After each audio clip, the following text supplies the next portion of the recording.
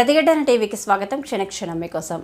తెలంగాణ ప్రజలు ఎంతో కాలంగా ఎదురుచూస్తున్న కొత్త రేషన్ కార్డుల జారీపై రేవంత్ సర్కార్ క్లారిటీ ఇచ్చింది.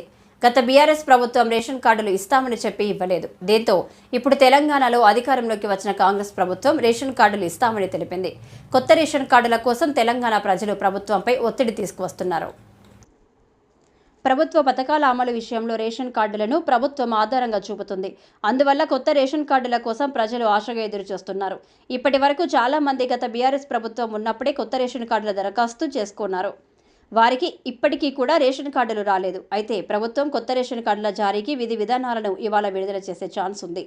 అప్పుడు వాటి ప్రకారం అవసరమైతే మళ్లీ దరఖాస్తు చేసుకోవాల్సి ఉంటుంది.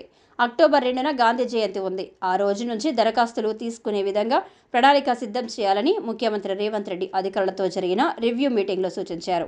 కొత్త రేషన్ కార్డుల సంగతి చూసేందుకు ప్రభుత్వం ఆ మధ్య మంత్రివర్గ సబ్ కమిటీని నియమించింది.